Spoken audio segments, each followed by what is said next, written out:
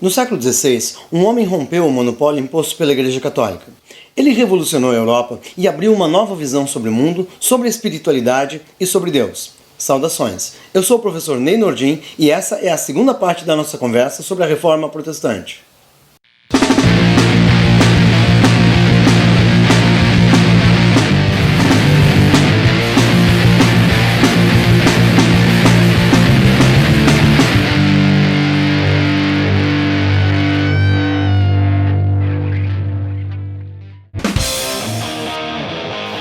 Na aula anterior, a gente viu como é que era o contexto no Sacro Império Romano Germânico, onde a Igreja Católica tinha muito poder político e religioso. Os camponeses sofriam muito com os impostos e com a dominação dos senhores. Já haviam rebeliões mesmo antes do aparecimento de Lutero. A venda das indulgências foi o estopim para que Lutero divulgasse as suas 95 teses, 95 motivos pelos quais ele discordava da Igreja Católica.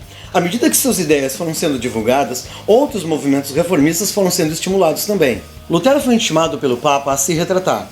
Isso aconteceu numa reunião chamada Dieta de Worms. Nessa reunião, ele argumentou que nenhuma de suas ideias ia contra aquilo que estava escrito nas Sagradas Escrituras. Mesmo assim, ele foi declarado herege, seus escritos foram proibidos, queimados e o próprio Lutero foi excomungado. Ele respondeu queimando publicamente a sua bula de excomunhão. Agora, era o momento dele fazer uma saída estratégica antes que a igreja botasse a mão nele e ele acabasse todo torradinho numa fogueira. Por ordem do príncipe Frederico da Saxônia, Lutero foi protegido num castelo na Turíngia. Durante esse tempo, ele traduziu o Novo Testamento do latim para o alemão para que todo mundo pudesse ler e começou a bolar como seriam os princípios de uma nova religião. Em 1520, Lutero tinha escrito um texto chamado A Nobreza Cristã da Nação Alemã. Nesse texto, ele se refere ao Papa como anticristo e propõe as reformas que a igreja precisava. A maior parte das reformas de Lutero eram de interesse da nobreza, e nesse texto a nobreza é conclamada a tomar as rédeas da reforma que a igreja precisava e também que a sociedade precisava. O problema é que isso foi entendido como um convite ao uso da força para obrigar o clero a se endireitar ou uma sugestão para que se tomassem os bens da igreja. Com isso, as coisas esquentaram muito e no sul estourou uma rebelião violenta. Um nobre chamado Franz von Sickingen liderou uma revolta nacionalista cristã. Eles queriam disseminar o evangelho e restabelecer as liberdades germânicas. Terras da igreja foram invadidas e o próprio bispo de Treves teve que fugir. Lutero foi totalmente contra o movimento. Ele nunca quis usar de violência para disseminar o evangelho. Só que a coisa ia ficar ainda mais enrolada. Se Lutero achava que era possível questionar a autoridade da igreja, era natural que os camponeses entendessem que também era possível questionar a autoridade dos senhores. Aí eles começaram a reclamar da redução de privilégios e até da abolição da servidão. A coisa foi ficando tensa até descambar numa revolta generalizada. Um dos líderes dessa revolta foi o teólogo chamado Thomas Müntzer. Thomas Müntzer atacava muito a nobreza e a igreja. Ele defendia um cristianismo baseado na humildade e na igualdade. Quando Müntzer se aproximou dos anabatistas, ele começou a incitar os camponeses à violência. Até hoje se discute até que ponto as ideias de Lutero teriam influenciado essa revolta. É certo que seu discurso agitou a ordem social. Afinal, ele se pronunciava sobre questões sociais e políticas que também afetavam os camponeses. Lutero nunca se privou de opinar sobre as questões do seu tempo. Ele falou muito sobre o direito, sobre o comércio e muito sobre a educação. Em 1525, a revolta foi duramente reprimida com milhares de pessoas massacradas. Thomas Müntzer, o seu líder, foi cruelmente torturado e decapitado no final. Lutero até reconheceu como legítimas algumas das reivindicações dos camponeses, mas nunca apoiou a revolta contra a autoridade. Ele achava que a liberdade do evangelho estava na consciência da relação com Deus e não na política. Por isso, acabou considerando a revolta como obra influenciada pelo diabo. Nos primeiros tempos da Reforma, Lutero defendia que as comunidades, junto com as autoridades, participassem da gestão das igrejas. Então, todo mundo tinha bastante liberdade para pregar. Depois de 1525, ele entendeu que era necessário que as autoridades ajudassem nas inspeções pastorais e evitassem que tudo caísse na anarquia. Ele entendeu que a palavra não podia correr solta e que ele precisava da ajuda dos príncipes para organizar essas inspeções pastorais. Logo, as hostilidades começaram. Em 1531, Lutero admitiu que os príncipes protestantes poderiam usar a força para resistir ao imperador caso fossem atacados por causa de sua fé. Era uma defesa legítima. Lutero teve cuidado de não classificar os católicos como hereges e influenciou os príncipes para ninguém fosse obrigado a aderir ao movimento protestante.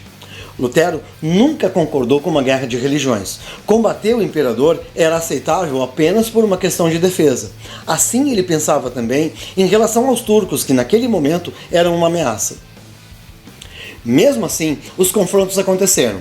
Em 1547, Carlos V teve muitas vitórias sobre os príncipes luteranos. O movimento protestante chegou a estar em risco, mas os príncipes iam resistindo como dava. O jogo de forças ia mudar quando Henrique II, o rei da França, tentou invadir o Sacro Império. Ao mesmo tempo, no sul, um nobre protestante, Maurício da Saxônia, tentava ocupar aquela região. Aí, o Carlos V teve que deixar os luteranos um pouquinho de lado para se ocupar desse problema.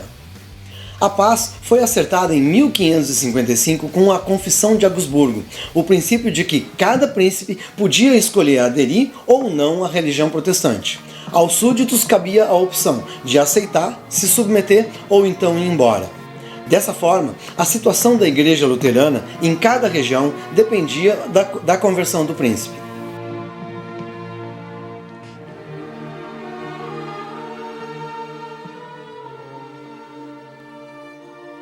Majestade, nós elaboramos a nossa confissão de fé, a qual estamos certos de que será considerada sem culpa. A reforma faria com que houvessem guerras de religiões entre católicos e protestantes por toda parte. O movimento se estendeu entre países como Suécia, Noruega, Dinamarca e Islândia.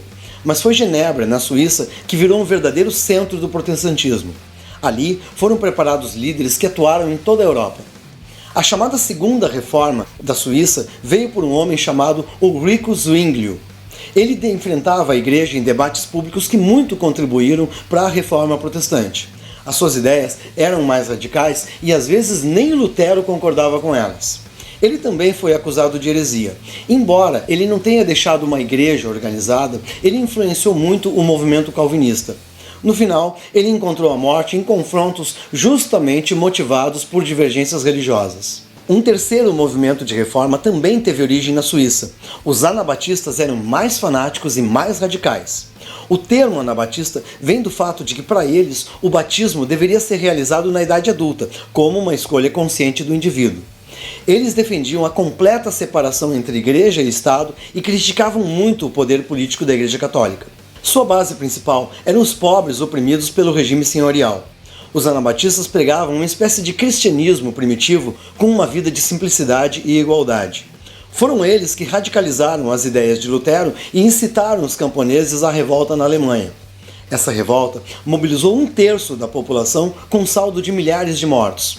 No final, tanto católicos quanto protestantes perseguiam os anabatistas com torturas e execuções. Eles eram radicais demais e foram o grupo mais perseguido da reforma.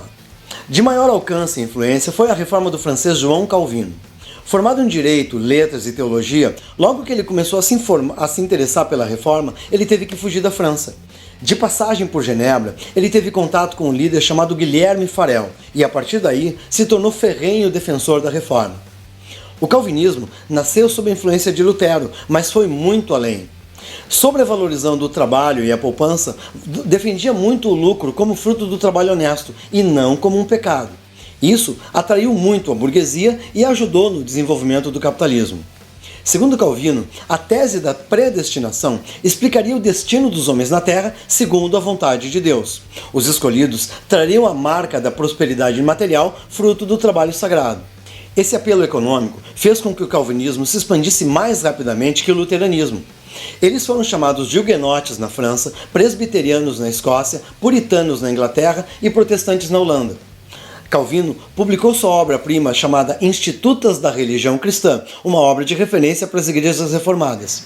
O calvinismo caiu como uma luva para a burguesia que agora tinha um ideário religioso e podia justificar o lucro. Lembra que antes o lucro era pecado.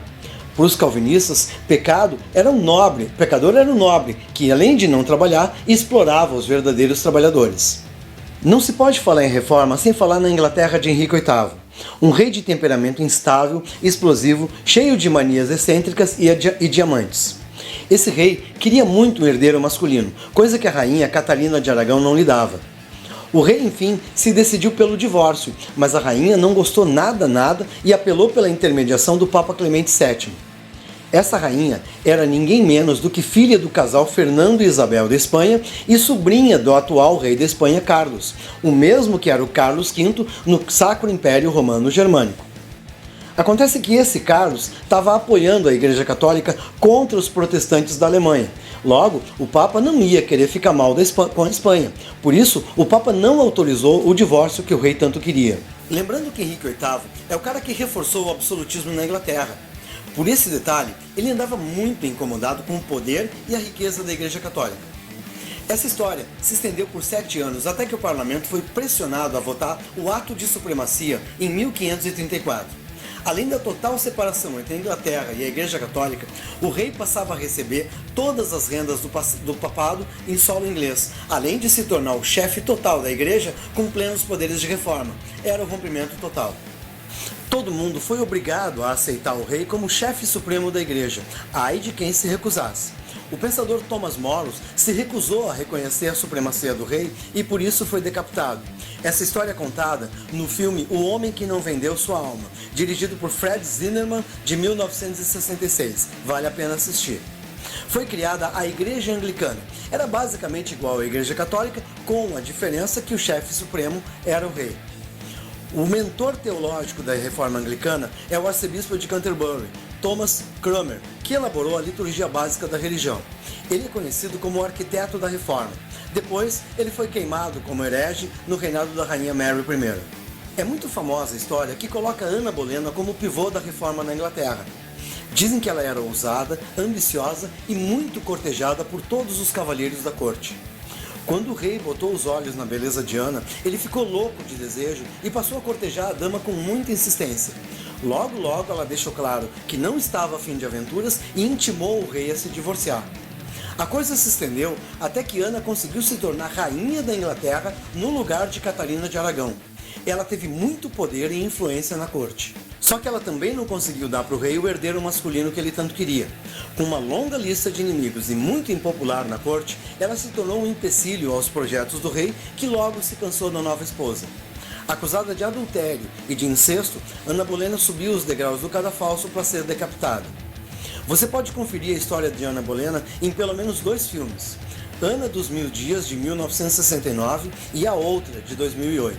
Henrique VIII ainda se casaria mais 6 vezes, e somente a sua terceira esposa, Joana Seymour, lhe daria um herdeiro masculino. Com a morte de Henrique VIII, em 1547, esse seu filho, Eduardo VI, reinaria por 6 anos. Foi um tempo de lutas religiosas em que o calvinismo conquistou bastante espaço. Mas com a morte de Eduardo, subiria ao trono a primeira filha de Henrique VIII, Mary I, casada com Filipe II da Espanha. Durante esse tempo, iria acontecer a chamada Reação Católica. Foram reatadas as relações com Roma, a autoridade papal foi restabelecida na Inglaterra e os protestantes foram torturados, perseguidos, executados ou exilados. A rainha Mary morreu sem deixar herdeiros. Aí foi a vez de Elizabeth, sua meia-irmã, filha de Ana Bolena. Elizabeth restaurou o ato de supremacia e buscou uma conciliação entre católicos e protestantes. Ela ratificou o anglicanismo e incorporou alguns elementos do calvinismo, o que foi ótimo para o desenvolvimento da burguesia na Inglaterra. A igreja passava a ser subordinada ao Estado, mas o chefe da igreja não era mais o rei. Enfim, as ideias de Lutero se espalhariam e causariam transformações em todos os lugares. Os homens mudariam a sua visão de mundo e a sua relação com Deus. Só que a reforma foi mais além. Ela faz parte de um movimento global de transformação da sociedade ocidental, que anunciaria o fim do antigo regime e uma maior igualdade entre os homens. Eu estou falando do advento da sociedade liberal burguesa, que seria coroada com os ideais da Revolução Francesa. Max Weber, em seu famoso livro A Ética Protestante e o Espírito do Capitalismo, publicado no início do século XX, analisa as contribuições da reforma na formação do capitalismo. Segundo ele, a cultura protestante, que valorizava o trabalho como um meio para a salvação, gerou transformações de comportamento social e econômico que impulsionaram as transformações necessárias para a era moderna. Por aí, dá para ter uma ideia de como a reforma protestante faz parte de um contexto muito mais geral e que vão muito além das questões pertinentes à religião.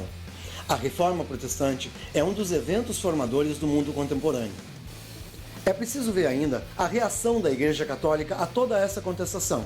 As medidas que ela tomou foram chamadas de contra-reforma, mas isso é assunto para uma outra conversa. A gente fica por aqui. Muito obrigado e eu espero que tu tenha gostado. Aproveita e visita o meu site de História e Cultura Geral no endereço que está aparecendo aí. Não esquece, quem conhece história entende melhor o mundo. Um abraço e até a próxima!